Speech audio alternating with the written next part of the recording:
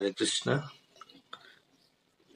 প্রাতঃকালীন Bhagavatam study ক্লাসের 358তম দিনে সকলকে স্বাগতম। আমরা পুরুষোত্তম মাস উপলক্ষে শ্রীমদ্ ভগবত গীতা থেকে বিশেষ অধ্যায় পঞ্চদশ অধ্যায় পুরুষোত্তম যোগ আমরা অধ্যয়ন করছিলাম। আমরা কতদিন 5 নম্বর শ্লোক আলোচনা শুরু করেছিলাম, তো আমরা পুরোটা করতে পারিনি। কতদিন আমরা দেখেছিলাম যে পঞ্চম শ্লোকে ভগবান বর্ণনা করছেন অর্জুনকে যে ভগবত ধাম যারা যান বা গেছেন বা যেতে চান, তাদের কি যোগ্যতা, গুণাবলী বা লক্ষণ তাদের মধ্যে প্রকাশিত হয়, সেই বিষয়ে ভগবান বর্ণনা করছেন। কেন না, ভগবান তার আগে বর্ণনা করেছেন তৃতীয় শ্লোকে যে আমাদের এই সংসার বন্ধনকে ছিন্ন করতে হবে অনাসক্তির দ্বারা দৃঢ়তার সহিত, এবং ছিন্ন করার পর আমাদেরকে সেই পদকে অর্থাৎ সেই স্থানকে অনুসন্ধান করতে হবে যে স্থানে গেলে আমরা আর পুনরায় এই দুঃখময় সংসারে ফিরে আসবো না। এবং তার জন্য ভগবানের দুটি কাজ করতে বলেছে, একটা হচ্ছে সেই স্থানের অনুসন্ধান করা এবং সেই আদি পুরুষ পরমেশ্বর ভগবানের আশ্রয় গ্রহণ করা, শরণ গ্রহণ করা। তারপর ভগবান এই শ্লোকে বর্ণনা করছেন যে যারা ভগবত ধাম যাবেন তাদের মধ্যে কি কি গুণাবলী। সেখানে আমরা দেখেছিলাম অমূঢ়া, অর্থাৎ যে ব্যক্তি মূঢ় নয়, অর্থাৎ মোহমুক্ত হয়ে গেছেন, এমন ব্যক্তি কি করতে পারেন, তত অব্যয়ম পদম গচ্ছন্তি, সেই অব্যয় স্থানকে অর্থাৎ নিত্য স্থানকে প্রাপ্ত করতে পারেন। অর্থাৎ যে স্থানে গেলে আর পুনরায় ফিরে আসতে হয় না, সেই গোলক বৃন্দাবন বা বৈকুণ্ঠ লোক বা তার মধ্যেও শ্রেষ্ঠ গোলক বৃন্দাবন, সেখানে পৌঁছাতে পারেন। তো আমরা দেখেছিলাম, শ্লোকটা আমরা একবার উচ্চারণ করি। নির্মাণ মোহাজিত সঙ্গ দোষা অধ্যাত্ম নিত্যা বিনিবৃত্ত কামঃ দ্বন্দ্বের বিমুক্তাঃ সুখ দুঃখ সঙ্গের গচ্ছন্তি অমূঢ়া পদমব্যয়ম তৎ। তো আমরা দেখেছিলাম যে যারা যাবেন তাদের মধ্যে 5টি গুণাবলী আমরা দেখেছিলাম। সেই 5টি গুণাবলী সম্বন্ধে আমরা আলোচনা করতে শুরু করেছিলাম। তো প্রথম গুণ আমরা দেখতে পেয়েছিলাম যে তাকে নির্মান মোহ হতে হবে। নি মানে বলেছিলাম আমরা শূন্য, মান মানে হচ্ছে মান সম্মানের অপেক্ষা করা, যেটা হচ্ছে মিথ্যা অহংকার থেকে শুরু হয়। তো সেই মান সম্মানকে পরিত্যাগ করতে হবে, শূন্য হতে হবে। তার জন্য কি করতে হবে, অন্যকে সম্মান প্রদান করতে হবে। আচ্ছা, যারা যারা ভিডিও অন আছে তারা একবার হ্যান্ড রেজ করবেন।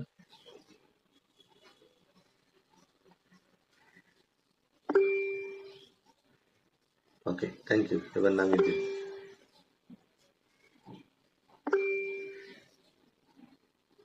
ঠিক আছে। নির্মাণ আর মোহ মানে আমরা দেখেছিলাম ভ্রম। তো ভ্রম কি না, ভ্রম হচ্ছে যেটা নয় বাস্তব সেটাকেই সত্যি বলে মনে করা, সেটা হচ্ছে ভ্রম। তো বাস্তবিক ভ্রম হচ্ছে আমরা নিজেকে দেহ বলে মনে করা। তো এই যে ভ্রম এবং মোহ, এই দুটির থেকে মুক্ত হতে হবে। তো আমরা তার জন্য দেখেছিলাম যে নির্মাণ হওয়ার জন্য অন্যকে সম্মান দেওয়ার জন্য আমাদের অনুশীলন করতে হবে। মোহ থেকে মুক্ত হওয়ার জন্য আমরা কি অর্জুনের উদাহরণ নিয়েছিলাম, যে অর্জুন তিনি কুরুক্ষেত্রের যুদ্ধে মোহিত হয়ে গেছিলেন, ভগবানের কাছে আত্মসমর্পণ করেছিলেন।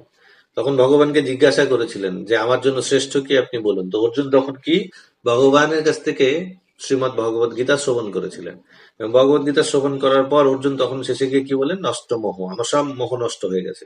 তাহলে এখানে মোহ শূন্য হতে বলেছে, আমার ভ্রম শূন্য হতে বলেছে। ওখানেও অর্জুন বলেছিলেন মোহ হয়েছে তার, তিনি ভ্রমিত হয়ে গেছেন, তিনি মূঢ় হয়ে গেছেন। তো সবকিছু দূর হয়ে গেছিল, গত সন্দেহ, অর্জুন বলছেন আমার সমস্ত সন্দেহ দূর হয়ে গেছে। তো তার জন্য ভগবত গীতা শ্রবণ করেছিলেন। তো আমাদেরকেও সেই জন্য ভগবত গীতা এবং ভক্ত সঙ্গে ভগবান কৃষ্ণের কথাকে শ্রবণ করার দ্বারা আমরা মোহ থেকে মুক্ত হতে পারবো, ভ্রম থেকে মুক্ত হতে পারবো। আমরা কেন, এটাও আলোচনা প্রশ্ন উত্তরে আমরা পেয়েছিলাম যে কেন আমরা প্রথমে হরিনাম করি, শ্রবণ এত গুরুত্বপূর্ণ হলেও কেন বলা হয় না। কারণ প্রথমে শ্রবণের কথা বললে আমরা করতে চাইবো না, অসময় নেই। তো সিম্পলি সেজন্য হরিনাম করানো হয়, কিন্তু তারপরে শ্রবণকে, কারণ অর্জুন যখন শ্রবণ করলেন তখন তিনি দৃঢ়তা পূর্বক ভগবানকে বলছেন, করিষ্যে বচনম তব, তুমি যেটা বলবে আমি তখন সেটা করতে রাজি। তা আমাদেরকে প্রথমে হরিনাম করতে বললে আমরা দৃঢ়তার সঙ্গে করি না, একটা কাম চলতা হরিনাম করতে থাকি। হরিনামের দৃঢ়তা আনতে গেলে সেই জন্য শ্রবণ করতে হবে। শ্রবণ করার পর যখন বলা হবে হরিনাম এইভাবে করতে হবে, সোজা হয়ে বসুন, মন নিযুক্ত করুন, তখন আমরা চেষ্টা করব। তার আগে শুরুতে এসব বললে আমরা করব না। তো সেই জন্য প্রথমে হরিনাম দ্বারা মনকে শুদ্ধ করা, একটা স্থিতিতে নিয়ে আসা, তারপর হরিকথা শ্রবণ করার দ্বারা আমাদের দৃঢ়তা আসবে, মোহ নষ্ট হবে, এবং তখন আমরা আরো দৃঢ়তার সাথে কৃষ্ণ নাম আমরা উচ্চারণ করব। তো এই দুটি বিষয় আমরা দেখেছিলাম, নির্মাণ, মোহ। এরপরে দ্বিতীয় পয়েন্ট ছিল হচ্ছে জিতসঙ্গ দোষা, আমাদের সঙ্গ দোষ, অর্থাৎ আসক্তি। সঙ্গ মানে আসক্তি, আসক্তির প্রভাবে যে সমস্ত দোষ উৎপন্ন হয় তার থেকে মুক্ত হওয়া। এবং অপরপক্ষে হচ্ছে সঙ্গ মানে হচ্ছে অবৈধ অসৎসঙ্গ করা, এই অসৎসঙ্গকে ত্যাগ করতে হবে। তো সেই জন্যে আমরা দেখেছিলাম যে অসৎসঙ্গ আমাদের ত্যাগ যদি করতে হয় তাহলে পরে আমাদের আশ্রয় নিতে হবে, ভক্ত সঙ্গের আশ্রয় যেতে হবে। সেখানে আমাদের হরিকথা, ভক্ত সঙ্গে হরিকথা যদি আমরা শ্রবণ করি, আমাদের মধ্যে আধ্যাত্মবাদী চেতনা আসবে। আর এর অনেক প্রয়োজন, আমরা সব জায়গায় পেয়েছি। ভগবান বিভিন্ন জায়গায় ভগবত গীতাতে ব্যবহার করেছেন যে আমাদের অনাসক্ত হওয়ার পরে একজন ব্যক্তি ভগবত ধাম যেতে পারে। তো সেই জন্যে আমরা দেখেছিলাম যে সঙ্গ দোষ থেকে মুক্ত হওয়ার জন্য ভক্ত সঙ্গ করতে হবে, আর কি করতে হবে, হরিনাম করতে হবে। কারণ কলের দোষে নিধয় রাজন অস্তি এক মহান গুণ কীর্তনাদেব কৃষ্ণস্য মুক্ত সঙ্গ পরম ব্রজ। যত কলিযুগের দোষ আছে সব চলে যাবে হরিনাম করার দ্বারা। সেই জন্য আমাদের হরিনাম করতে হবে অনাসক্ত হওয়ার জন্য। সঙ্গ দোষ থেকে মুক্ত হওয়ার জন্য ভক্তদের সঙ্গে হরিনাম কীর্তন করতে হবে। তৃতীয় পয়েন্ট তারপরে ছিল হচ্ছে আধ্যাত্ম নিত্যা। 5টা পয়েন্ট ছিল, নির্মাণ, মোহা, জিত সঙ্গ দোষা, অর্থাৎ সঙ্গ দোষ থেকে মুক্ত হতে হবে, আধ্যাত্ম নিত্যা মানে সর্বদা আধ্যাত্ম চেতনায় স্থির হতে হবে, বিনিবৃত্ত কামা অর্থাৎ কাম বাসনা থেকে শূন্য হতে হবে, মুক্ত হতে হবে, আর কি সুখ দুঃখ দ্বন্দ্বের বিমুক্ত, যত রকমের দ্বন্দ্ব আছে সেই দ্বন্দ্ব থেকে আমাদের মুক্ত হতে হবে। এই হচ্ছে 5টি বিষয়, আমরা দুটো আলোচনা করেছিলাম। এখন আধ্যাত্ম নিত্যা। তো প্রথমেই আধ্যাত্ম নিত্যা, দুটো শব্দ। তাহলে আধ্যাত্ম একটা শব্দ, আধ্যাত্ম মানে কি? আধ্যাত্ম মানে হচ্ছে আত্মজ্ঞান, আত্মজ্ঞানে স্থিত হওয়া, আত্মা সম্বন্ধীয় যে জ্ঞান সেটি হচ্ছে আধ্যাত্ম জ্ঞান। তো আত্মা সম্বন্ধীয় জ্ঞান জানার পর তখন আমাদের কি করতে হবে? আত্মা সম্বন্ধে জানার পর তখন আমরা বুঝতে পারবো আত্মা হচ্ছে পরমাত্মার অংশ, পরমাত্মা সেবা করা ইত্যাদি পুরো জ্ঞান আমাদের আসবে। এই যে জ্ঞান, এই জ্ঞানে নিত্য হতে হবে। নিত্য মানে সর্বদা, অলওয়েজ আধ্যাত্ম জ্ঞানে স্থিত হওয়া, সব সময়ের জন্য আধ্যাত্ম জ্ঞানে স্থিত হওয়া। তো প্রথম হচ্ছে ভৌতিকবাদী চেতনা। ভৌতিকবাদী চেতনাতে কিরকম থাকে? দু রকমের চেতনা হয়। একটা হচ্ছে আধ্যাত্ম চেতনা, যেটাকে আমাকে স্থির হতে বলছে। তার পরিবর্তে আমরা কোন চেতনাতে থাকি? ভৌতিকবাদী চেতনা। ভৌতিকবাদী চেতনা কি? সবকিছু আমার, হোয়াট ইজ মাই, আমার কি রয়েছে, সবকিছু আমার, এরকম চিন্তা ভাবনা। যেমন রাবণের চিন্তা ভাবনা ছিল, কংসের চিন্তা ভাবনা ছিল, হিরণ্যকশিপুর চিন্তা ভাবনা ছিল, সবকিছু আমার, আমি ভগবান, সবাই আমার পূজা করো, হিরণ্যকশিপু বলতেন। রাবণও একই রকম, সব আমার, এমনকি রামের পত্নী সীতাও আমার, অন্যের পত্নীও আমার, সবকিছু আমার, সমস্ত সম্পত্তি আমার। তাদের এরকম চিন্তা ভাবনা। অন্যদিকে আধ্যাত্মবাদীদের কেমন চিন্তা থাকবে? তারা বলবে হু এম আই। তো তখন তারা জানবে যে জীবের স্বরূপ হয় কৃষ্ণের নিত্য দাস। তো একদিকে রাবণ হচ্ছে হোয়াট ইজ মাই, অন্যদিকে হু এম আই হচ্ছে বিভীষণ। বিভীষণ আমি কে? আমি হচ্ছে ভগবান রামের দাস। সেই জন্য সে রাবণের রাজ্যকে ছেড়ে দিয়ে রামের কাছে গিয়ে আশ্রয় গ্রহণ করেছে, রামের সেবক হিসেবে তিনি রামের সেবা করেছেন। অর্থাৎ আধ্যাত্ম জ্ঞান মানে সে বুঝতে পারবে যে আমি হচ্ছে বিনাশশীল নই, এই জড় দেহটা হচ্ছে বিনাশশীল, কিন্তু আমি বিনাশশীল নই, কারণ আমি হচ্ছে চিন্ময় আত্মা। আমি শরীর নই, আমি বিনাশশীল নই, তার মানে আমি সংসারের অংশও নই। এই সংসারে আমি এসছি অনিত্য সংসার, আর এই শরীরটা অনিত্য, কিন্তু আমি হচ্ছে চিন্ময় আত্মা। আমি এই অনিত্য সংসারে যখন এসছি, এই সংসারটা আমার নয়, আমি এই সংসারের অংশ নই। আমি কে তাহলে? আমি হচ্ছে সচ্চিদানন্দময়। কেন? আমি ভগবানের অংশ, ভগবান সচ্চিদানন্দময়, আমিও সচ্চিদানন্দময়, কারণ আমি সচ্চিদানন্দময় ভগবানের অংশ। এবং আমি তার, আমি কার? আমি সচ্চিদানন্দময় ভগবানের, আমি হচ্ছে সচ্চিদানন্দময় অংশ, সেই জন্য আমি তার। এবং তার উপর আশ্রিত হতে হবে আমাকে। এই যে জ্ঞান, আমি সচ্চিদানন্দময়, আমি সচ্চিদানন্দময় ভগবানের অংশ, আমি তার, এবং আমি তার উপর আশ্রিত। আমি নিজে না, আমরা গত ক্লাসের আগের ক্লাসে আমরা দেখেছিলাম শরণাগতির লক্ষণের মধ্যে গোপচিত্তে বরণ, ভগবান আমার পালনকর্তা, তিনি সবকিছু। তো সেই জন্যে আমি তার উপর আশ্রিত। এই যে জ্ঞান, এই জ্ঞানে সর্বদা স্থির থাকা হচ্ছে আধ্যাত্ম নিত্য। সর্বদা এরকম জ্ঞানে স্থির থাকা। কি জ্ঞানে? না আমি এই সংসারের অংশ নই, আমি বিনাশশীল নই, আমি অবিনাশী, আমি সচ্চিদানন্দময়। সচ্চিদানন্দময় মানে আমি সৎ, মানে আমার কখনো ধ্বংস হয় না। আমি পূর্ণ জ্ঞানময় এবং পূর্ণ আনন্দময়, কিন্তু আমি এখানে পূর্ণ অজ্ঞানতার মধ্যে রয়েছি, আর পূর্ণ দুঃখের মধ্যে রয়েছি। আর আমি এখানে নিত্য নই, আমি শাশ্বত নই, আমি টেম্পোরারি। কেন টেম্পোরারি? কারণ আমি শরীরকে নিজে মনে করে আমার এই অস্তিত্বটাকে টেম্পোরারি মনে করছি। কিন্তু যখন আত্মাস্তরে চলে যাব, তখন আমি সচ্চিদানন্দময় নিজেকে ভাবতে পারবো। এবং আমি সচ্চিদানন্দময় ভগবানের অংশ বলে আমি সচ্চিদানন্দময়, সেই জন্য আমি ভগবানের, আমি তার, এবং তার উপরই কেবলমাত্র আমি আশ্রিত। এই চেতনাতে সর্বদা স্থির থাকা, এটাকে বলা হয় আধ্যাত্ম নিত্য। এবং ভগবদ গীতাতে ভগবান অনেক জায়গায় বলেছেন যে আমাদের আধ্যাত্ম চেতনায় থাকতে হবে। যেরকম আমরা যারা কর্মজীবনে যুক্ত, তারা আমরা মনে করি ভক্তি জীবন মানে প্রশ্নই আসে। দেখুন আপনারা তো ব্রহ্মচারী, বা যখন আমরা দেখি প্রশ্ন আসে সাধু মহাত্মাদের কাছে, আপনারা যেটা বলছেন আধ্যাত্ম নিত্য, এটা ঠিক আছে, কিন্তু আমাদের দ্বারা গৃহস্থ জীবনে তো সম্ভব নয়। ওটা তো যারা সবকিছু ছেড়ে টেরে দিয়ে গেছে, আশ্রমবাসী, মঠবাসী, যারা ব্রহ্মচারী সন্ন্যাসী, তাদের পক্ষে সেটা সম্ভব। আমাদের দ্বারা কি করে সবসময় আধ্যাত্ম চেতনাতে থাকা? তাহলে ঘর সংসার চলবে কি করে? আধ্যাত্ম চিন্তাতে সারাক্ষণ থাকলে তাহলে সাংসারিক কাজকর্ম কি করে হবে, ভৌতিক কাজকর্ম কি করে হবে? তার জন্য ভগবান অর্জুনের মাধ্যমে দৃষ্টান্ত স্থাপন করেছেন। অর্জুন একজন ক্ষত্রিয় এবং তদানীন্তন সময়ে সর্বশ্রেষ্ঠ ধনুর্ধর ছিলেন, এত বড় বীর ছিলেন। এবং অর্জুনকে তিনি কিন্তু আধ্যাত্ম চেতনাতে সবসময় থাকতে বলেছেন, এবং অর্জুন সেটা ছিলেন, তার কর্মের মাধ্যমে তিনি দেখিয়েছেন। তো অর্জুন হচ্ছেন আদর্শ দৃষ্টান্ত।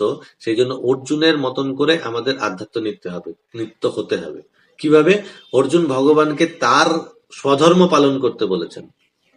অর্জুনকে বলেননি যে তুমি সবকিছু ছেড়ে দিয়ে বাবাজি হয়ে যাও, বলেছিলেন কি? না, অর্জুনকে কি বলেছে? 8.7 তস্মাৎ সর্বেষু কালেষু মাম অনুস্মর যুদ্ধ। হে অর্জুন, তুমি তোমার স্বধর্ম পালন করো, তুমি যুদ্ধ করো। কিরকম ভাবে? তস্মাৎ সর্বেষু কালেষু, সর্বদা আমার কথা চিন্তা করে। তার মানে আমরা আধ্যাত্ম চেতনা, আধ্যাত্ম নিত্য মানে কি বললাম? সর্বদা এই চেতনাতে থাকা, আমি কৃষ্ণের, কৃষ্ণ আমার, আমি কৃষ্ণের উপর আশ্রিত, আমি বিনাশশীল নই, আমি চিন্ময়, এই চেতনাতে। সেই জন্য বলছে কৃষ্ণকে মনে রাখলে এগুলো সব মনে থাকবে। সেই জন্য অর্জুনকে বলছে তস্মাৎ সর্বেষু কালেষু মাম অনুস্মর, আমাকে স্মরণ করে তুমি যুদ্ধ করো। যোগ স্মরণ করে আমরা সব কাজ করি, সবসময় কৃষ্ণ স্মরণে থাকি, তাহলে সেটাই হচ্ছে আধ্যাত্ম চেতনা। তাহলে সেখানে অর্জুন যুদ্ধ করতে পারলে আমরা অফিস যেতে পারবো না? আমরা ঘর সংসার চালাতে পারবো না? অবশ্যই চালাতে পারবো। তো সেই জন্যে আমাদের আধ্যাত্ম চেতনায় এইভাবে স্থির থাকতে হবে। আরো কোথায় বলেছেন আধ্যাত্ম চেতনা থাকার কথা ভগবান? 10.7 কি বলেছেন? তেষাম সতত যুক্তানাম ভজতাম প্রীতিপূর্বকম। সতত যুক্তানাম, সবসময় যুক্ত থেকে। বলেননি সানডে মন্দিরে গিয়ে আমার চিন্তা করবে, 2 ঘন্টা ভাগবতম ক্লাস শুনবে, কোথাও বলেছে নাকি? ওগুলো আমাদেরকে এখন ছাড় দেওয়া হচ্ছে। আর আমরা ওই 2 দিন, সপ্তাহে 1 দিন মন্দিরে গিয়ে 2 ঘন্টার ক্লাস করে ভাবছি আমরা বড় আধ্যাত্মবাদী হয়ে গেছি, আমার থেকে বড় ভক্ত আর কেউ নেই। কিন্তু ভগবান আধ্যাত্ম চেতনার অর্থ এখানে বোঝাচ্ছেন যে সর্বদা তেষাম সতত যুক্তানাম, সব সময় যুক্ত হয়ে ভজতাম প্রীতিপূর্বক ভজনা করতে বলেছেন। এটা হচ্ছে আধ্যাত্ম নিত্য, অর্থাৎ সব সময়। আরো দেখুন, সততম কীর্তয়ন্ত মাম যতন্তশ্চ দৃঢ়ব্রতাহ নমস্যন্তশ্চ মাম ভক্তা নিত্যযুক্তা উপাসতে। 9.14। ওখানেও কি বলছে? সততম কীর্তয়ন্ত মাম, সব সময় আমার নাম কীর্তন করো। প্রভুপাদ এই জন্য বলছে 24/7, 24 ঘন্টা ভগবানের নাম গ্রহণ করতে হবে। তো সেই জন্য নাম হয়তো জিহ্বায় আমরা সবসময় যদি উচ্চারণ তো করতে পারি, যদি মালায় জপ নাও করতে পারি, বা যদি আমি নাম উচ্চারণ করতে না পাচ্ছি, আমি সেই সময় কৃষ্ণের কথা চিন্তা করছি, সেটাও নাম মানে কৃষ্ণ চেতনায় থাকার সমান, সেটা আধ্যাত্ম নিত্য। আধ্যাত্ম নিত্য মানে সবসময় কৃষ্ণ স্মরণে থাকা। স্মরতব্য সততম বিষ্ণু বিস্মরতব্য না জাতোচিত, সবসময় কৃষ্ণকে স্মরণ করা, কখনো কৃষ্ণকে ভুলে না যাও, এটা হচ্ছে আধ্যাত্ম নিত্য। তাই সততম কীর্তয়ন্ত মাম যতন্তশ্চ দৃঢ়ব্রতা নমস্যন্তশ্চ মাম ভক্তা নিত্যযুক্ত। নিত্যযুক্ত ভক্ত যারা, তারা এইরকম ভাবে আচরণ করেন। তো সেই জন্য এই যতগুলি শ্লোক আমরা শুনলাম, এগুলো সব হচ্ছে আধ্যাত্ম নিত্যা, অর্থাৎ প্রতিদিন সব সময় 24/7 আধ্যাত্ম চেতনায় থাকার দৃষ্টান্ত এগুলো ভগবত গীতায় বলছে। তো সব সময় যদি আমরা আধ্যাত্মিক চেতনায় থাকি, তার ফলে প্রশ্নই আসে ভৌতিক কাজ করব কি করে।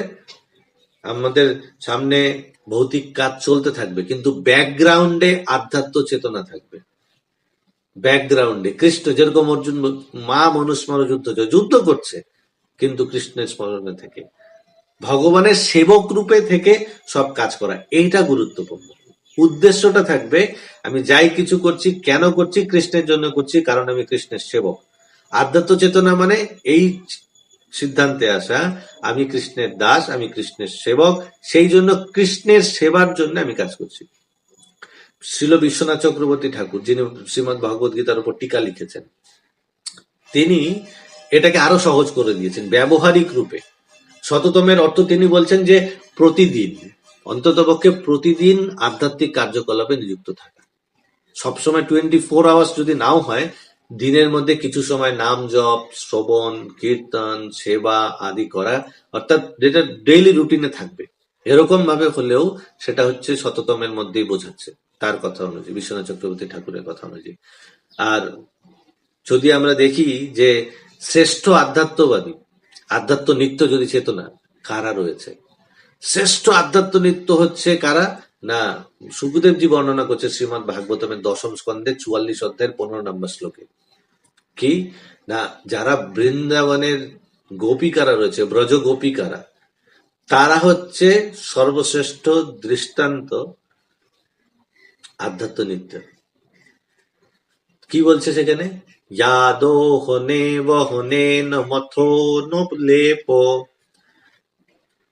ইয়াদোহনে বহনে মথো নৌপলেপ,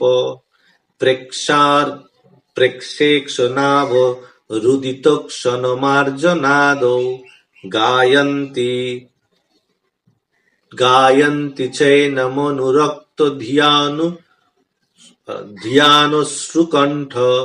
ধিয়াশ্রু গায়ন্তি চৈনমনুরক্ত ধিয়াশ্রুকণ্ঠ্যা ধন্যা ব্রজস্ত্রিয়া উরুক্রমচিত্তয়ানঃ।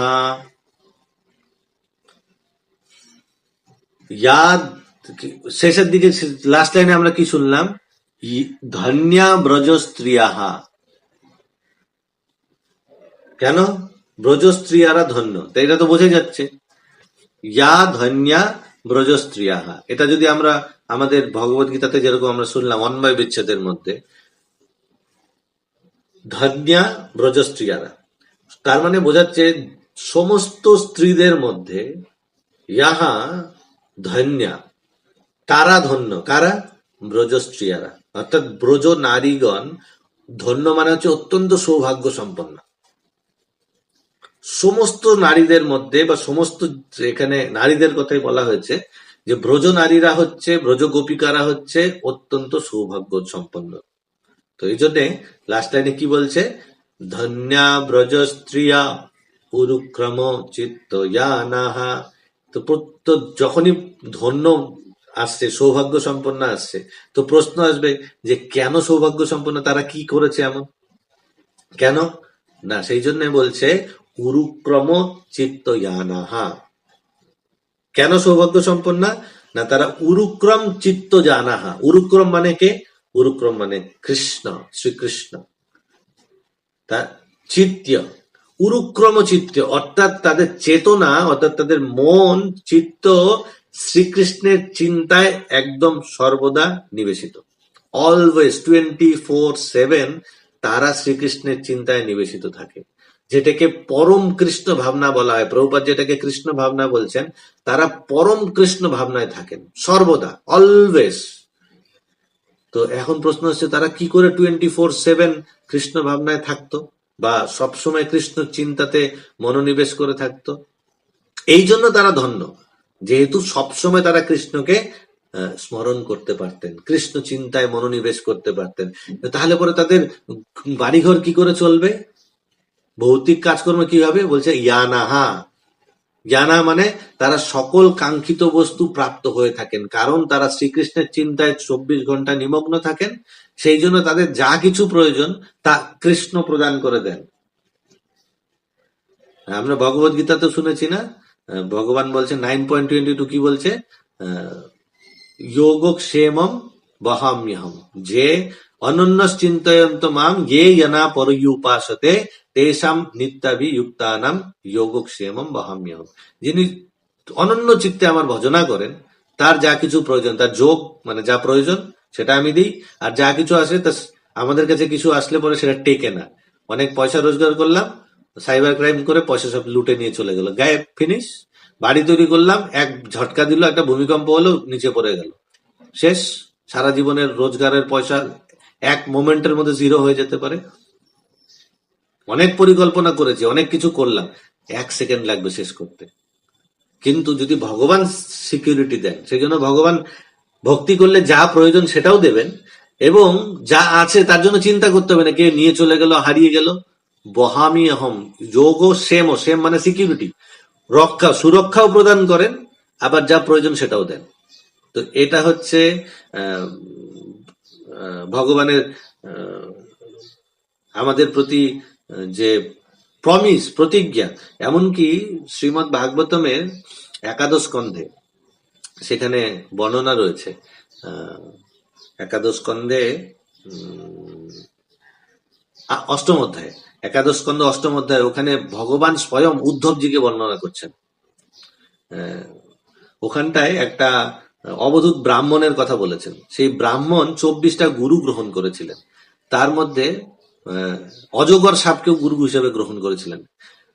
ওখানে বলছেন প্রভুপাদ যে অজগর সর্পের কাছ থেকে অবধূত ব্রাহ্মণ উপদেশ লাভ করেছিলেন যে নিরাসক্তির মানসিকতা অনুশীলন করাই বুদ্ধিমানের উচিত, এবং যা কিছু আপনা হতে আসে কিংবা অনায়াসে লব্ধ তাই গ্রহণ করেই তার শরীর রক্ষা করা কর্তব্য। বোঝা গেল? অজগর সাপের থেকে কি বলছে, শিক্ষা নিতে বলছে যে নিরাসক্ত। আমরা কালকে অনাসক্তির কথা বলেছিলাম, আলোচনা করেছিলাম, এবং ওখানেও বলছে যে মানুষের অনাসক্তির মানসিকতা অনুশীলন করা উচিত, যারা করবে তারাই বুদ্ধিমান। বুদ্ধিমান মানুষের উচিত যে অজগরের কাছ থেকে অনাসক্তির শিক্ষা গ্রহণ করা। কেন? যা কিছু আপনা থেকে আসে তা অনায়াসে যা বা অনায়াসে লব্ধ তাই গ্রহণ করা এবং শরীর রক্ষা করা। এইভাবে পরমেশ্বর আরাধনায়, পরমেশ্বর ভগবানের আরাধনায় সর্বদা তার আত্মনিয়োগ করে থাকা উচিত, যেরকম ভাবে ব্রজগোপীরা করছেন। সর্বদা ভগবানের আরাধনায় তারা আত্মনিয়োগ করে রেখেছেন। এমনকি কোনো খাদ্য না পাওয়া গেলেও ভগবানের আরাধনায় পরিপূর্ণভাবে আত্মনিয়োগে ইচ্ছুক মানুষের পক্ষে ভিক্ষা করাও অনুচিত। অনেকে এরকম করে না যে যদি খাবার দাবার কেউ না দিচ্ছে তাহলে একটু ভিক্ষা করে নিয়ে আসি। বলছেন যে ভগবানের আরাধনায় যারা সর্বতভাবে আত্মনিয়োগ করেছেন, যদি খাদ্য নাও পাওয়া যায় তবু তাদের পক্ষে ভিক্ষা করা উচিত নয়, বরং তার চিন্তা করা উচিত এটাই তার ভাগ্যের লিখন, এবং বোঝা উচিত আমার জন্য যা কিছু ভোগ উপভোগ নির্ধারিত হয়েছে তা আপনা হতেই আসবে। এবং তাই সেই সব জিনিসের জন্য উদ্বিগ্ন না হয়ে, যেটা আসছে না তার জন্য উদ্বিগ্ন না হয়ে জীবনের বাকি অংশটুকু অযথা অপব্যয় করা উচিত হবে না। যদি কোনো খাদ্য সে না পায়, মানে এটা এরকম শিক্ষা আমাদের না নিতে হবে কার কাছ থেকে? অজগরের কাছ থেকে।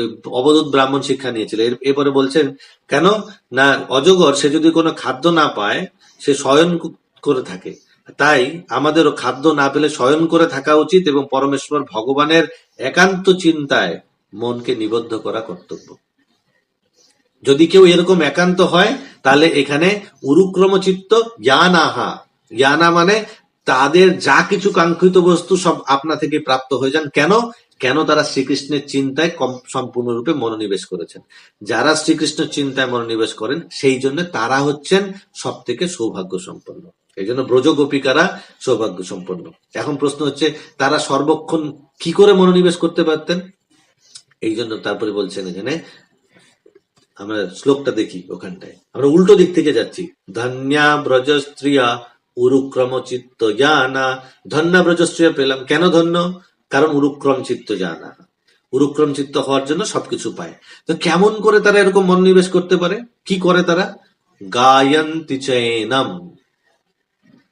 গায়ন্তি তারা কি করেন? গান করেন। কার কি গান করেন? কৃষ্ণের সম্বন্ধে গান করেন। কিভাবে গান করেন তারা? কিরকম তাদের মুড থাকে? ডিজে টিজে লাগিয়ে ডিস্কো ডান্স করার টাইপে করে না, কিরকম? অনুরক্ত ধিয়া সুকণ্ঠ গায়ন্তি চেনম অনুরক্ত ধিয়া সুকণ্ঠ। অনুরক্ত চিত্ত মানে অত্যন্ত আসক্ত চিত্রে। আর কিরকম? অশ্রু, তাদের চোখ দিয়ে অশ্রু ঝরে পড়তো। অনুরক্ত আসক্ত চিত্তে অশ্রুসিক্ত নয়নে কণ্ঠ অবরুদ্ধ হয়ে যেত। এরকম ভাবে তারা গান করতেন। তো এরকম গান তাহলে তারা কখন করতেন? সকালবেলা ব্রহ্ম মুহূর্তে, দুপুরে, রাত্রে। এইবারে দেখুন কি বলছে, প্রথম থেকে শুনি আমরা। ইয়া ইয়াদো হনে হব হনে নমথন উপলেপ। তো আমরা শব্দগুলো দেখুন। ইয়া দোহনে অর্থাৎ যখন তারা গাভী দহন করতেন, দুগ্ধ দহন করতেন গাভীর থেকে, সেই সময়।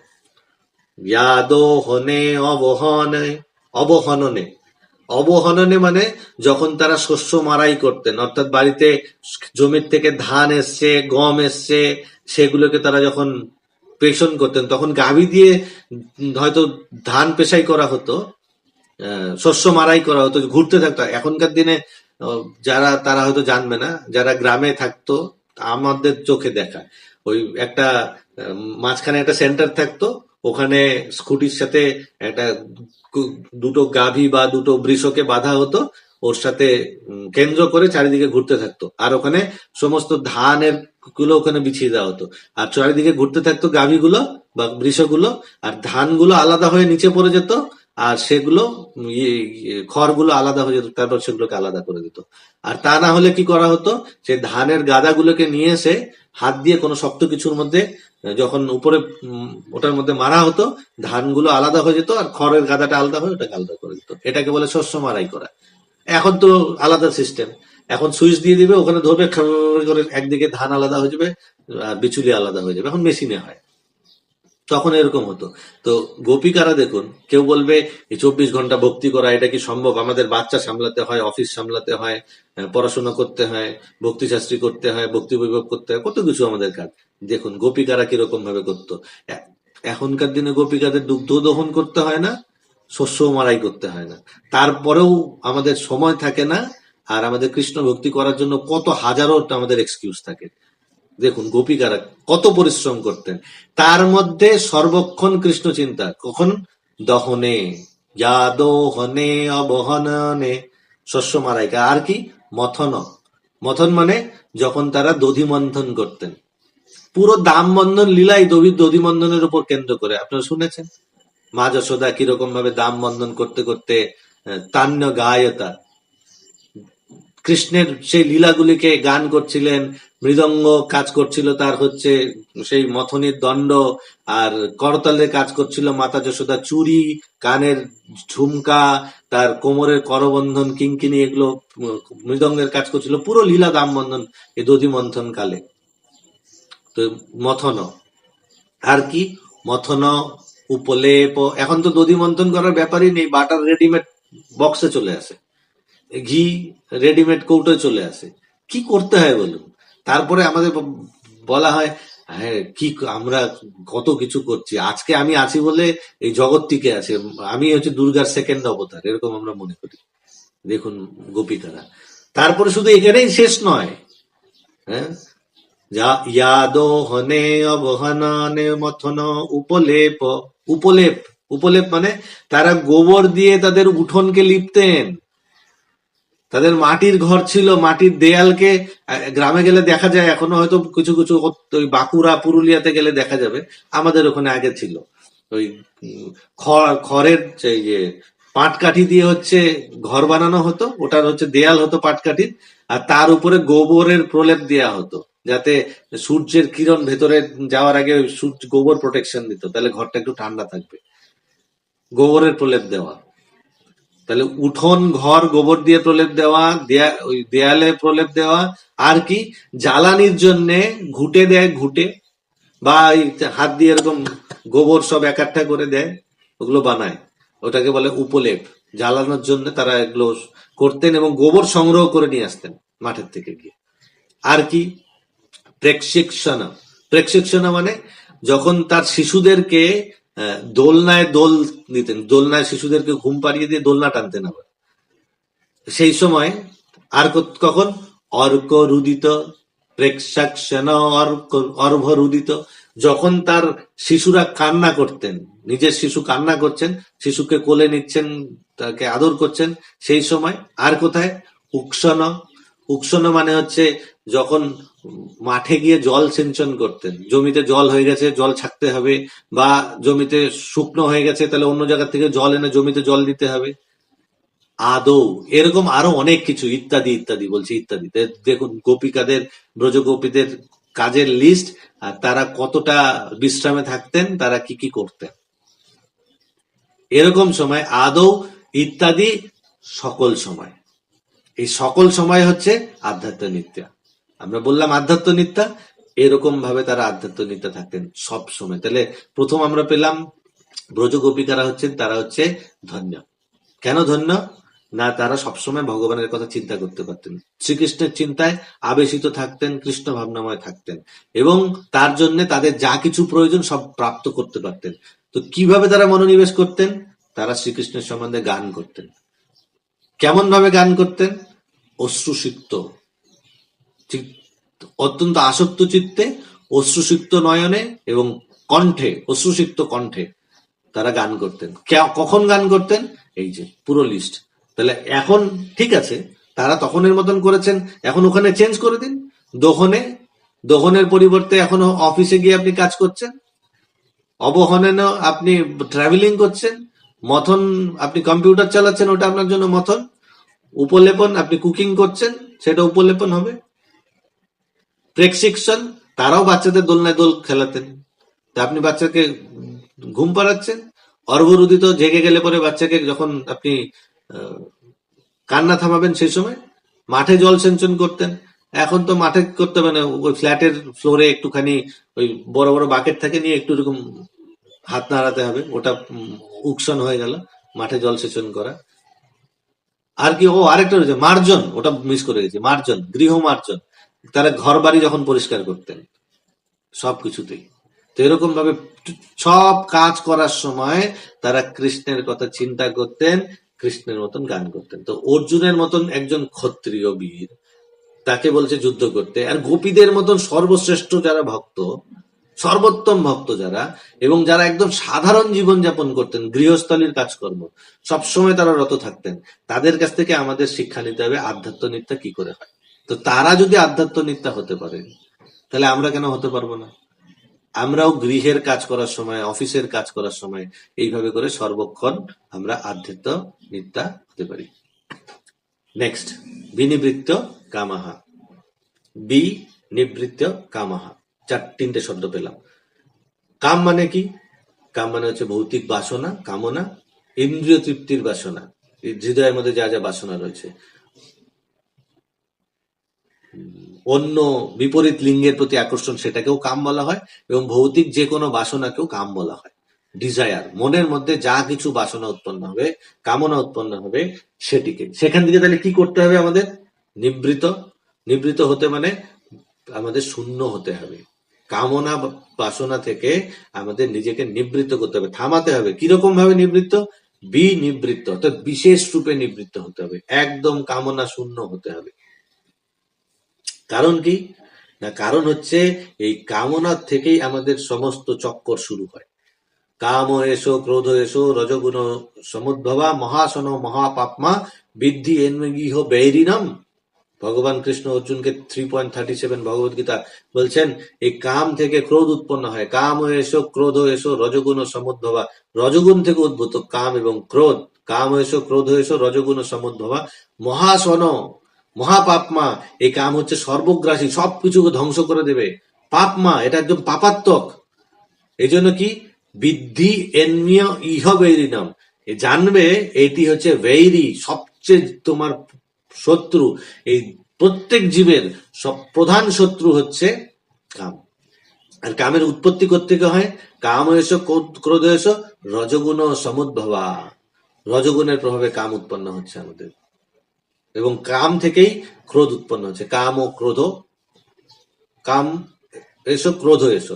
আর ওটা আরেক জায়গায় বলছে কি, ধ্যায়ত বিষয়ান পুংসন সঙ্গস্তেষু উপজায়তে সংঘাত সঞ্জয়তে কাম কামাত ক্রোধবি জায়তে, কাম থেকে ক্রোধ উৎপন্ন হয়। তাই ভগবান আমাদের কামকে ত্যাগ করতে বলেছেন, কারণ কাম আমাদেরকে কি করে, একদম নিচে নামিয়ে দেয়। তো আমরা ধ্যায়ত বিষয়ান পুংসন বারবার, দুদিন পর, কালকেও পরশুদিন আমরা আলোচনা করেছি 2.62-63। ভগবান কেন কামকে ত্যাগ করতে বলেছেন না, ভগবান বলছেন ত্রিবিধম নরকস্য ইদম দ্বারম নাশনম আত্মনাহ, তিনটে আমাদের নরকে যাওয়ার দ্বার। ত্রিবিধম নরকস্য ইদম দ্বারম, এই নরকে যাওয়ার জন্য এই তিনটি দরজা রয়েছে। নাশনম আত্মন, কি কি? কাম ক্রোধ তথা লোভ। তিনটে দরজা কি কি বলছে? কাম ক্রোধ তথা লোভ। ত্রিবিধম নরকস্য ইদম দ্বারম, প্রথমে বলছে নরকে যাওয়ার এই তিনটি দরজা রয়েছে। নিচে বলছেন কি? কাম ক্রোধ লোভ। তাহলে কাম ক্রোধ এবং লোভ নরকে যাওয়ার তিনটি দরজা। তাহলে এটা কি ভালো করে বেশি বেশি করে এনজয় করো না, তসমাৎ ত্রয়ম ত্যজেৎ, এই জন্য তিনটিকে ত্যাগ করো। তাহলে ওখানেও কি বলছে? কাম ত্যাজেত, ক্রোধ ত্যাজেত, লোভ ত্যাজেত। তো ভগবান এখানেও কাম ক্রোধ লোভ এই তিনটিকে ত্যাগ করতে বলছে, এখানেও কাম ত্যাগ করার কথা বলেছে। কারণ কাম আমাদেরকে কি করবে, এটা কোথায় রয়েছে? 16.21 এই শ্লোকটি, যেটা আমরা বললাম ত্রিবিধ নরকস্য ইদম দ্বারম। কাম কেন ত্যাগ করা উচিত? কারণ কাম আমাদের ভববন্ধনের মধ্যে আবদ্ধ করে রাখে। এই কামের কারণে আমরা ভাগবতমে বারবার বলেছি যে তার মধ্যে সব থেকে প্রবল হচ্ছে স্ত্রী আকর্ষণ, বা পুরুষ স্ত্রীদের পুরুষের প্রতি আকর্ষণ, বিপরীত লিঙ্গের যে আকর্ষণ, এটা হচ্ছে সব থেকে দৃঢ়। এবং এই কারণেই জীব বারবার জন্ম মৃত্যু চক্রে আসে এবং শরীর ধারণ করে। তাই কাম আমাদের ভববন্ধনে আবদ্ধ করতে পারে, ভববন্ধনে আবদ্ধ করে রাখতে পারে, আবার চাইলে আমাদের নরকেও পাঠাতে পারে। নরকে পাঠিয়ে দেবে, আবার নরক থেকে ফিরে এসে আবার এই দেহের বন্ধনে আবদ্ধ হতে হবে। তো সেই জন্য কামকে ত্যাগ করা উচিত, কারণ আমাদের হয় আমাদের ভববন্ধনে আবদ্ধ করে রাখবে, নাই নরকে পাঠিয়ে দেবে। তো সেই জন্য অনেকে অনেক সময় মনে করে, যেহেতু বলছে আমাদের সব কামনা ত্যাগ করতে হবে, কামনা শূন্য হতে হবে, বিনিবৃত্ত কামা, তো কামকে যখন ত্যাগ করতে হবে, অনেকে মনে করে যে সবকিছু যদি ত্যাগ করে দিই, সব কামনা আমাদের ত্যাগ করতে হবে, তাহলে এক কাজ করি না, আমাদের মনে যা যা আছে একবারে সবকিছু করে নিই, একবারে সব ভোগ করে নিই, তখন আমার মন একদম শান্ত হয়ে যাবে, আর কোনো আমার বাসনা থাকবে না। যেমন কারো হয়তো মাছ খেতে ভালো লাগে, একদম খুব দাবিয়ে মাছ খেয়ে নেবো, তাহলে আমার মাছ খাওয়ার বাসনা চলে যাবে। খুব মাংস খেয়ে নেবো, যে ড্রিঙ্ক করে বলবে একদম পুরো বোতল 4, 5টা 10টা এনে একবারে খেতেই থাকবো, ব্যাস আর কালকে থেকে খেতে ইচ্ছা করবে না। কিন্তু এমন হয় না, এমন হয় না। ভাগবতম বর্ণনা করছে যে আমাদের যে কাম, সেই কাম এরকম ভাবে যায় না। ন জাতু কামহ কামান উপভোগেন শাশ্বতী সাম্যতি, ন জাতু কামহ কামান উপভোগেন সাম্যতি, কামের উপভোগের দ্বারা কাম কখনো শান্ত হয় না। তার সঙ্গে কিসের তুলনা করেছে? বলছে হবিষা কৃষ্ণবত্তেন ভূয় এবা এভাবেই বর্ধতে। যেরকম ভাবে হবিষা, হবি মানে হচ্ছে আহ, যজ্ঞের জন্য যে সামগ্রী ব্যবহার করা হয়, লাকড়ি হতে পারে, ঘি হতে পারে, সেগুলিকে কৃষ্ণবৎমেন, অগ্নির মধ্যে যখন ঘি বা লাকড়িকে ঢালা হয়, তো প্রথমে তার মধ্যে জল থাকে বলে আমরা দেখছি কি একটু নিভে গেল, ও আর ব্যাস, জ্বলন্ত আগুনের মধ্যে আপনি কতগুলো লাকড়ি এনে উপরে দিয়ে দিন, দেখবেন সব নিভে গেছে। কিন্তু কিছুক্ষণ পরে এমন ভাবে জ্বলে উঠবে, দাও দাও দাও দাও করে, ভূয় পুনরায় ক্রমাভিবর্ধতে, আবার ধীরে ধীরে করে বাড়তে শুরু করবে। যেরকম ভাবে আগুনের মধ্যে আপনি হবি দিয়ে দিলে আবার সেই আগুন প্রজ্বলিত হয়ে পুনরায় বৃদ্ধি পাবে, সেরকম ভাবেই কাম বাসনাকে ভোগ করে কাম তৃপ্ত হয় না, উল্টো আরো কাম বাসনা বৃদ্ধি পায়। তো সেই জন্য আমাদের কাম্য বস্তুর উপভোগের দ্বারা কখনো কাম বাসনা নিবৃত্তি সাধন করা যায় না। আমরা যদি এই পরিকল্পনা করি যে কাম বাসনা উপভোগ করব, করে কামকে নিবৃত্ত করব, অনেকে বলে না, তোমার মন যতদিন চায় ততদিন খাও, মনকে কষ্ট দিয়ে এইসব খাওয়ার কথা কোন শাস্ত্রে বলা আছে? ওই পাগল, ওগুলো সব কিছু জানে না, না মূর্খ সব, হলো অসুর প্রবৃত্তির মানুষ ওগুলো। প্রভুপাদ বলছেন না, লোয়েস্ট অফ দ্য ম্যানকাইন্ড, অসুরি, আসুরম ভাবম আশ্রিতা, ওরা সব অসুর ভাবাপন্ন সম্পন্ন।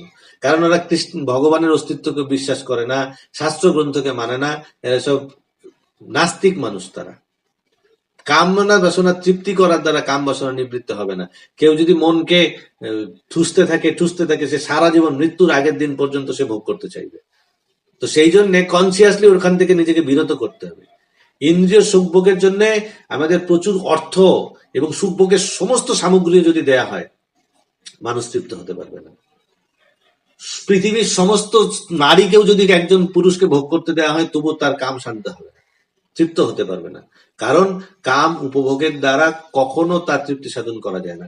কাউকে ঐশ্বর্য সমস্ত কিছু দিয়ে দেন, পৃথিবীর ঐশ্বর্য প্রাপ্ত হয়ে গেলে সে চিন্তা করবে, পৃথিবীর শুধু ঐশ্বর্য পেয়েছি, আমাকে আরো বিস্তার করতে হবে, মঙ্গল চন্দ্রে অনেক ঐশ্বর্য আছে, ওগুলোকে আমার দখল করতে হবে।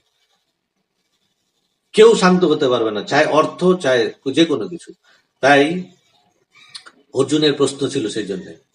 স্থিতপ্রজ্ঞ ব্যক্তির বিষয়ে আমরা শুনেছি, 2য় অধ্যায় আমরা অধ্যয়ন করেছি ভগবদ গীতা। ওখানে অর্জুন জিজ্ঞাসা করেন, স্থিতপ্রজ্ঞস্য কা ভাষা সমাধিস্তস্য কেশব স্থিতধিক কিম প্রভাসিত কিমাসিত ব্রজত কিম। লক্ষণ জিজ্ঞাসা করেছেন স্থিতপ্রজ্ঞ ব্যক্তি। ভগবান উত্তর দিতে শুরু করেই প্রথমে কি বলেছেন? প্রজাহতি যদা কামান। প্রথম শব্দ বলেছেন প্রজাহাতি। প্রজাহাতি মানে ত্যাগ করতে পারে। যদা কামান, যিনি সমস্ত কামকে পরিত্যাগ করতে পারেন। স্থিতপ্রজ্ঞ ব্যক্তির প্রথম লক্ষণ হচ্ছে প্রজাহাতি যদা কামান, যিনি কামকে ত্যাগ করতে পারেন। কামনা সমন, কোথাকার কামনা? কতটুক কামনা ত্যাগ করেছেন? খাওয়ার কামনা ত্যাগ করেছেন, ঘোরার কামনা। কামান সর্বান পার্থ মনোগতান, সমস্ত কামনা। কোথায় কামনা উৎপন্ন হয়?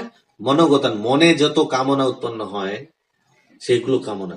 তো তার মানে এখান থেকে বোঝা যাচ্ছে কামনা মনে উৎপন্ন হয়, আর সেই মনে যদি আমরা ফিডিং করতে থাকি, সেই মন কোনোদিন শান্ত হবে না। যারা বলে না মন যেদিন চাইবে না সেদিন কোনোদিন চাইবে না, তুই মরে যাবি তো কোনোদিন তোর মন শান্ত হবে না। যারা মনের গতিতে চলে, মনের রথই না সতী দাহাবত বহি, তারা মানসিক কল্পনা স্তরে চলতে থাকবে, তারা কোনোদিন মুক্ত হতে পারবে না। সেই জন্য কনসিয়াসলি প্রজাহতি, কামকে ত্যাগ করতে হবে। যিনি কামকে ত্যাগ করতে পারেন তিনি স্থিতপ্রজ্ঞ। এখানে বলছেন প্রথম লক্ষণ প্রজাহতি যদা কামান সর্বান পার্থ মনোগতান, যিনি সমস্ত প্রকার কামনাকে ত্যাগ করতে পেরেছেন। তাহলে পরে সব যদি ত্যাগই করে দেই, তাহলে হৃদয় সন্তুষ্টি কি করে আসবে, আনন্দ কি করে আসবে? ভগবান ওখানে বলছেন আত্মনি এব আত্মনা তুষ্ট, তিনি আত্মাতেই সন্তুষ্ট থাকেন। কামনা কোথায় থাকে? কামনা মনে থাকে। তো মনের কামনাকে ত্যাগ করতে হবে। মনে উৎপন্ন কাম ত্যাগ করলে সন্তুষ্ট কি করে হবো? আমাদের প্রশ্ন আসবে, আরে কাম তৃপ্ত করব না, সন্তুষ্ট কি করে আসবে? আত্মাতেই পূর্ণ তৃপ্ত, তার বাইরে থেকে কিছু প্রয়োজন হয় না। কিভাবে আত্মাতে তৃপ্ত? না, তিনি জানেন আত্মা হচ্ছে পরমাত্মার অংশ। এটা জেনে আত্মা পরমাত্মার সেবা করতে শুরু করলে তখন সে সন্তুষ্ট হবে। মনোগতান খুব গুরুত্বপূর্ণ শব্দ। কাম আমাদের মনে আসে। দেখুন, আমরা এর আগে দেখেছি যে আত্মা হচ্ছে চিন্ময়, আমরা শুরুতেও বললাম আত্মা চিন্ময়। তো চিন্ময় আত্মা, আমরা আধ্যাত্ম নিত্যতে আত্মাকে চিন্ময় বলেছি। তো চিন্ময় আত্মা, তাহলে তার সচ্চিদানন্দময়, তাহলে সে কামনার দ্বারা আক্রান্ত হয় কি করে? আত্মা কখনো আক্রান্ত হয় না, এটা বুঝতে হবে। আত্মা মনে করুন রয়েছে, আত্মার উপরে লেয়ার থাকে, 3টে লেয়ার। প্রথমে কিসের? মন বুদ্ধি অহংকারের লেয়ার থাকে, আমরা এর আগে আলোচনা করেছি। তো ওখানে বই ডিটেল আলোচনা যাচ্ছি না, যে আমরা পঞ্চ আবরণ ভাগবতমে পড়ে এসেছি। তো আবরণের মধ্যে একটা আবরণ হচ্ছে মন। আত্মার উপরে যে মনের আবরণ রয়েছে, মনের উপর কামনার আবরণ আসে, মনে কামনা জন্মায়। আত্মার উপর কামের কোনো প্রভাব নেই, সেই জন্য এখানে বলা হচ্ছে মনোগতান। মনোগতান কামান, কামনা মনে উৎপন্ন হয়। কিসের প্রতি কামনা উৎপন্ন হয়? বিষয়বস্তুর প্রতি, ভোগ সামগ্রীর প্রতি, এগুলির প্রতি কাম উৎপন্ন হয়। কিন্তু একটা জিনিস বুঝতে হবে, যে যেগুলির প্রতি কামনা উৎপন্ন হচ্ছে, বিষয়বস্তু, ভোগ, এগুলো সব হচ্ছে অনিত্য। বিষয়বস্তু অনিত্য, কোনো বিষয়ের কি নিত্য বস্তু নাকি? সব বস্তু একদিন ধ্বংস হয়ে যাবে। তাহলে যে বিষয়টার আমি কামনা করছি সেটিও অনিত্য। তার মানে কামনাও অনিত্য, কামনাও পার্মানেন্ট না। তার মানে কামনা উদয় হয় এবং কামনা শান্ত হয়ে যায়। তাহলে উপায় কি এটাকে কন্ট্রোল করার? কামনা উৎপন্ন হলে তাকে সহ্য করতে হবে। কামনা হৃদয়ে উৎপন্ন হবে, মনের উপর কামনার আবরণ আসবে, আত্মার কোনো প্রভাব নেই, মন প্রভাবিত হয়। এই জন্য বলছে মনোগতান, মনের উপর প্রভাব পড়ে। তাহলে এটাকে কি করতে হবে? বুঝতে হবে, যার জন্য কামনা উৎপন্ন হচ্ছে সেটিও অনিত্য, সেই জন্য কামনাটাও অনিত্য। কামনা সব চিরদিন থাকবে না, ঠান্ডা হয়ে যাবে, শান্ত হয়ে যাবে। তাহলে যখন কামনা উৎপন্ন হয় তখন সেটাকে সহ্য করতে হবে, কামনা তৃপ্তি না করে সেটাকে সহ্য করার চেষ্টা করতে হবে। প্রহ্লাদ মহারাজ বলছেন না, কণ্ডুয়নে না করয়োরিব দুঃখ দুঃখম। কণ্ডুয়ন, হাতের, দুই হাতের ঘর্ষণে চুলকানোর মতন হচ্ছে এই কাম বাসনা। তো সেই জন্যে ধীর হতে হবে। কণ্ডুয়নে না করয়োরিব দুঃখ দুঃখম কণ্ডুয়তে বন মনসিজম বিষহেত ধীরা। সেই জন্য ধীর ব্যক্তি যারা, তারা বুদ্ধিমান ব্যক্তিরা সেটাকে সহ্য করে। তো সেই জন্যে আমাদেরকে সহ্য করতে হবে। যেমন ধরুন, এটা অনিত্য যে, সেটা কি করে বোঝা যায়? যখন আমরা জব করতে বসি তখন আমাদের অনেক চিন্তা আসে মনের মধ্যে, মনে হচ্ছে এটা করতে হবে, এটা করতে হবে, ওটা করতে হবে। যখন এটা কখন আসে? জব করার সময়। জব করার সময় অনেক পরিকল্পনা, আচ্ছা আচ্ছা ঠিক আছে এটা করব, আচ্ছা ঠিক আছে এখন জব করে নি, পরে করবো। যখন জব শেষ হয়ে যায়, যেগুলো চিন্তা আসছিল দেখবেন একটাও আসেনি, সব গায়েব হয়ে গেছে। তার মানে এগুলো কোনো ভ্যালু নেই, ওই জন্য ওগুলো আসছে না তখন আর। তাহলে কি বুঝতে পারছি না যে ওগুলো মনের মধ্যে, ওগুলো অ্যাটাক করছে কামনা। পরে আর ওগুলো মনে পড়ে না। যদি অতই ইম্পর্টেন্ট থাকতো তাহলে তো জব শেষ করার সাথে সাথে ওটা মনে পড়তো না, আমি ওটা করতে যেতাম। ওগুলোর কোনো গুরুত্বই নেই, কিন্তু আমাকে বিভ্রান্ত করার জন্য মনের উপর এসব কামনার লেয়ার এগুলো আসতে থাকে। তো সেই জন্য এগুলো সব অনিত্য, কাম হচ্ছে অনিত্য। সেই জন্য কামকে আমাদের সহ্য করার চেষ্টা করতে হবে। কিন্তু যে অনিত্য কাম, অনিত্য বলে আমাদের মনের সাথে এটা তাদাত্ম্য হয়ে যায়। আমরা অনেক সময় মনের মধ্যে এমন ভাবে কামনাকে, আমাদের কামনা মনকে এমন ভাবে ঢেকে ফেলে যে মনে করছি আমি হচ্ছে ওটাই, এটা ছাড়া আমি আর বাঁচবো না। আত্মার উপর তখন আমরা মনে করি যে আত্মার উপর প্রভাব চলে আসছে, কিন্তু আত্মার উপর কখনোই কামের প্রভাব আসে না, সবসময় মনের উপর আসে। তাই কামনা আত্মার উপর এসেছে যে আমরা মনে করি, এটা হচ্ছে সম্পূর্ণরূপে ভুল। এবং আমরা তখন মনে করি যে এটা পূর্ণ হলে আমরা সুখী হয়ে যাব। আমাদের ধারণা হয় যে আত্মার উপর এটা করলে পরে আত্মা সুখী হবে, কিন্তু আত্মা এর দ্বারা কখনো সুখী হতে পারবে না। আমাদের সবসময় মনে রাখতে হবে অনিত্য কাম। তাই তার থেকে আমাদের মনের দ্বারা আত্মনি এবং আত্মনা তুষ্ট। তা আত্মনা হচ্ছে আত্মাতেই পরিতৃপ্ত, মানে মনকে আত্মা যে পরমাত্মার অংশ তার প্রতি উন্মুখ করতে হবে, পরমাত্মার প্রতি মনকে উন্মুখ করতে হবে, তখন আমাদের সন্তুষ্টি হবে। তাই পদ্ধতি হচ্ছে একটাই, মনকে ভগবানের সেবায় নিযুক্ত করতে হবে। এই জন্য ভগবান ভগবদ্গীতায় কি বলেছে? মই এব মনাধৎস্ব মই বুদ্ধিম নিবেশয়। কাম থেকে বেরোনোর উপায় ভগবান দিয়েছেন 12.8-এ। কি? মই এব মনাধৎস্ব মই বুদ্ধিম নিবেশয় নিবশিষ্যসি মই এব অত ঊর্ধ্বম না সংশয়। যে ব্যক্তি তার মনকে স্থির করবে, আর কি করবে? মই বুদ্ধিম নিবেশয়, তার বুদ্ধিকে আমাকে অর্পণ করে দেবে। মন আর বুদ্ধিকে কৃষ্ণকে অর্পণ করতে হবে, তার দিকে উন্মুখ হতে হবে। তাহলে কি হবে? নিবশস্যসি ময়িব, তুমি সর্বদা আমার সাথে থাকবে, আমার কাছে বাস করবে। নিবশিষ্যসি, নিবশিষ্যসি মানে বাস করবে কোথায়? ময়িব, আমার কাছে বাস করবে।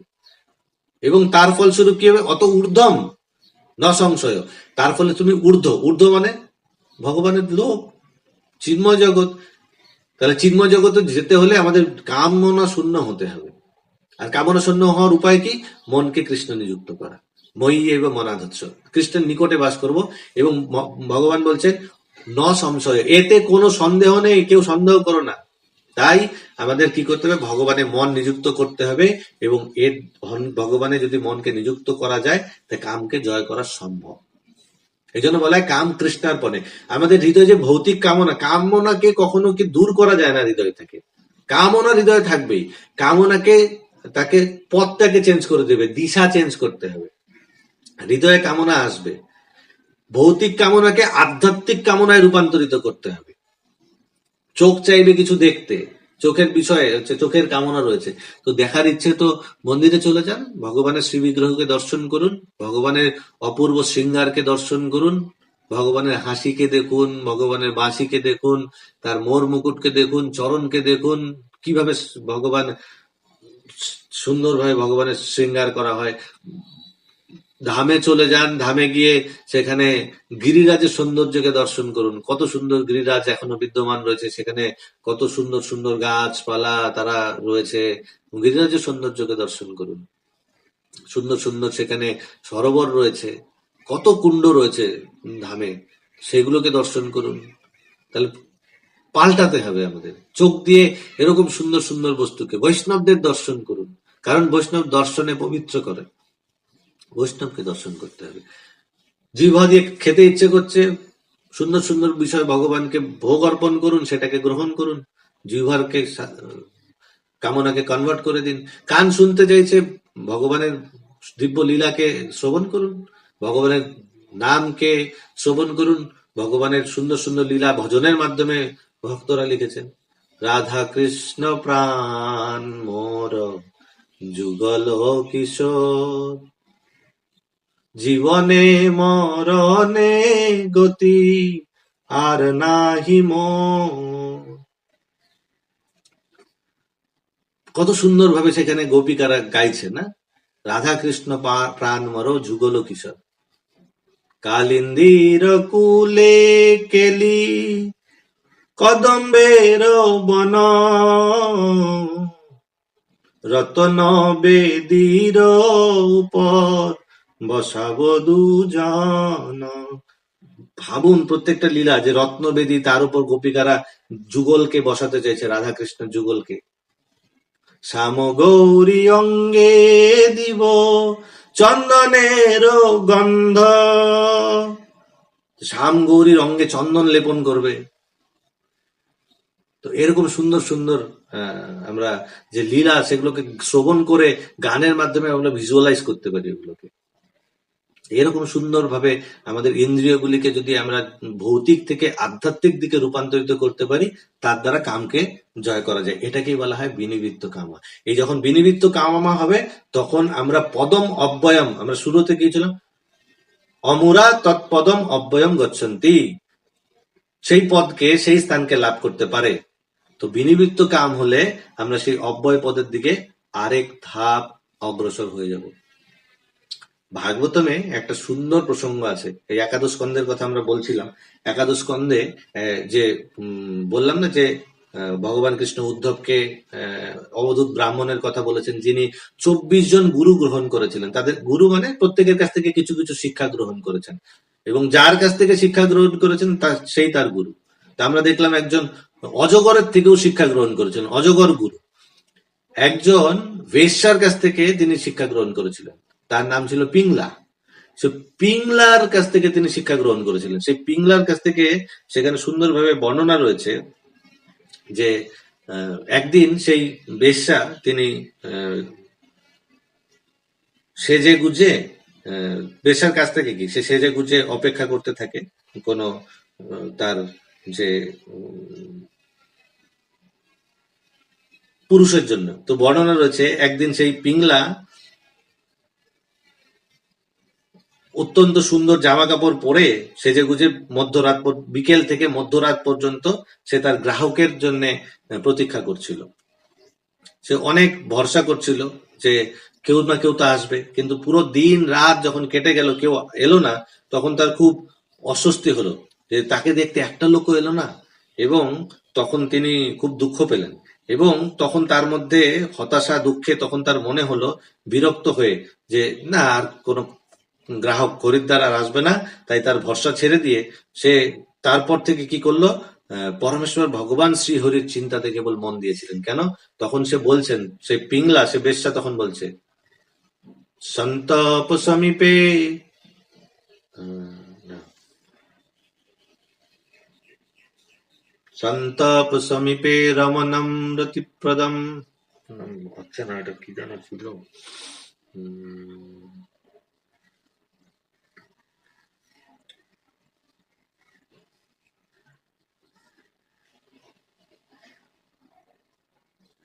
संतं समीपे, संतं समीपे रमणं रतिप्रदम है, संतं समीपे रमणं रतिप्रदम वित्तप्रदम नित्यम অমিমম বিহায়।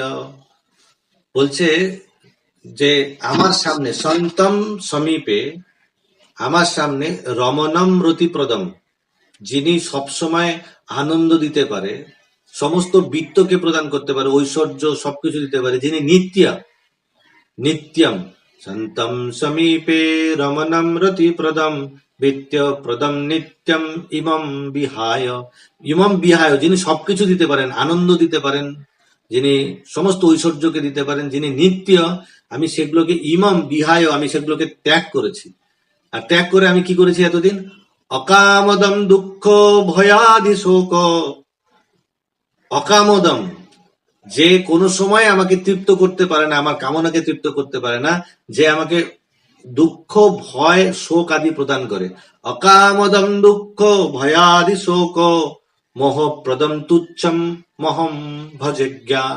আমি তার আর কি করে? আমাকে দুঃখ দেয়, ভয় দেয়, শোক দেয়, মোহ প্রদান করে, তুচ্ছ, এগুলো সব তুচ্ছম অহম ভজে অজ্ঞা, আমি অজ্ঞ, আমি মূর্খ, এতদিন আমি তাদের ভজনা করেছি। দেখুন, সেই পিংলা তিনি ওখানটায় সেই আফসোস করছে যে যে আমাকে সবকিছু দিতে পারতেন, আমি তাকে ত্যাগ করেছি, ত্যাগ করে আমি পিংলা অনুশোচনা করছে যে আমি পাপাচারী অনর্থ মানুষের সেবা করতে চেয়েছিলাম, এবং বৃথাই সে মনে করছিল যে তারাই তাকে সুখ শান্তি এনে দিতে পারবে, যে তারাই আমাকে সমস্ত কামনা পূর্ণ করবে। কিন্তু অকামদম, তারা আমার কামনাকে কখনো তৃপ্ত করতে পারেনি। উল্টো তারা আমাকে দুঃখ দিয়েছে, ভয় দিয়েছে, শোক দিয়েছে, মোহ প্রদান করেছে। কিন্তু তুচ্ছ এগুলো হওয়া সত্ত্বেও আমি তার ভজনা করেছি। আর যে ভগবান আমার চিত্তে সবসময় ছিল সমীপে, সন্তম সমীপে রমণম রতিপ্রদম, সবসময় আনন্দ দিতে পারে, রমণম রতিপ্রদম বিত্তপ্রদম, সমস্ত ঐশ্বর্য দিতে পারে, যিনি নিত্যম ইমম বিহায়, আমি এটাকে ত্যাগ করেছি। দেখুন কি করেছে, যেটা নিত্য বস্তু সেটা বিহায়, নিত্যম বিহায়, নিত্যকে ভগবান, বিহায়, তাহলে নিত্য বিহায় অর্থাৎ ভগবানকে পরিত্যাগ করেছে। উল্টো দিকে সে কি করেছে? তুচ্ছ ভজে, নিত্য বিহায় তুচ্ছ ভজে করেছে। নিয়ম কি? তুচ্ছ বস্তুকে, কামকে ত্যাগ করতে বলছে, বিনিবৃত্ত কাম ত্যাগ করো। তাহলে উচিত ছিল তার কাম হচ্ছে তুচ্ছ, তাহলে উল্টো করতে হবে, ক্রস করতে হবে। নিত্য, সে কি করেছে? নিত্য ত্যাগ তুচ্ছ ভজে, তাহলে তুচ্ছ ত্যাগ নিত্য ভজে, উল্টো করতে হবে তাকে। নিত্যকে ভজন করতে হবে, তুচ্ছকে ত্যাগ করতে হবে, অর্থাৎ কামকে ত্যাগ করতে হবে, ভগবানকে ভজন করতে হবে। পিংলার কাছ থেকে এটা শিক্ষা। সেই জন্য তখন সে সিদ্ধান্ত নেয়, আজকের থেকে আমি আর কারো ভজনা করব না, আমি এই আমার গ্রাহক টাহক সব দূরে পাঠাও, সবকিছু বাদ দিয়ে আমি এখন ভগবানের ভজনা করব। এবং এটাই উপায়, ভগবানের ভজনা করার দ্বারা, মনকে কৃষ্ণে নিযুক্ত করার দ্বারা, বুদ্ধি কৃষ্ণকে অর্পণ করার দ্বারা আমরা আমাদের কামকে জয় করতে পারবো। আর কামকে জয় করলে আমরা অনেক দূর এগিয়ে যাবো ভগবত ধাম যাওয়ার দিকে। তো আমরা আজকেও শেষ করতে পারলাম না, দুঃখিত। সময় অতিক্রান্ত হয়ে গেছে, তো সেই জন্য আমরা এখানে শেষ করছি। একটা পয়েন্ট বাকি থাকলো, যেটা হচ্ছে সুখ দুঃখ সঙ্গের বিমুক্তা। আগামী দিন আমরা নিয়ে তারপর আমরা পরবর্তী শ্লোকে মদ ভগবদ গীতা যথাযথ কি যায়, শ্রীল প্রভুপাদ কি যায়, সমবেত ভক্তবৃন্দ কি যায়। হরে কৃষ্ণ।